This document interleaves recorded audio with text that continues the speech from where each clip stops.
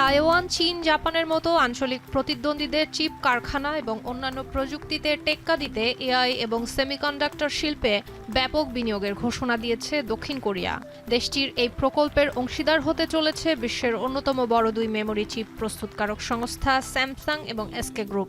어떤 나라보다 빠른 속도로 인공지능의 핵심 요소를 확보해야 합니다.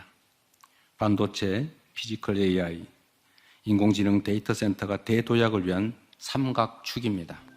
দক্ষিণ কোরিয়ার president Lee জে-মিয়ং ইতোমধ্যে $576 বিলিয়ন একটি বিনিয়োগের কথা নিশ্চিত করেছেন। একটি টেলিভিশন অনুষ্ঠানে এমন পরিকল্পনার কথা জানান লি। এ সময় তার সঙ্গে ছিলেন স্যামসাং এবং এসকে গ্রুপের প্রধানরাও। AI 데이터 센터와 함께 저희의 로봇 관련 투자는 경북 구미에 집중하겠습니다. 저희 SDI가 하고 있는 차세대 전고체 배터리 এই মেগা প্রকল্পের আওতায় একটি অত্যাধুনিক চিপ উৎপাদন কেন্দ্র, ডেটা সেন্টার, একটি রোবোটিক্স প্রযুক্তি উন্নয়ন কেন্দ্র নির্মাণ করা হবে। জে-মিয়ং বলেন, এই পরিকল্পনার লক্ষ্য রাজধানী সিউলের বাইরের 어ঞ্চলগুলোর অর্থনীতিকে এগিয়ে নেওয়া।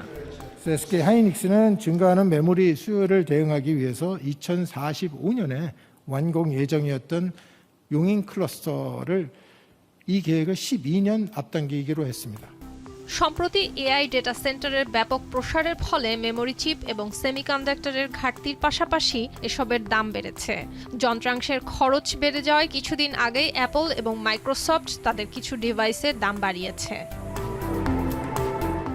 স্যামসাং এবং SK group, AI chip giant এনভিডিয়ার মতো প্রতিষ্ঠান এআই পরিকাঠামোর ব্যয় বৃদ্ধিতে সবচেয়ে বেশি সুবিধাভোগী হয়েছে।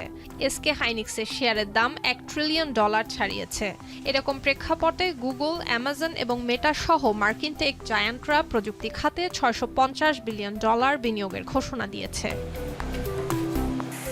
এআই খাতে এই বিপুল অর্থ ঢালাকে বিনিয়োগকারীরা সাম্প্রতিক সময়ে বেশ কিছু শেয়ারের দরপতনের অন্যতম কারণ হিসেবে দায়ী করছে।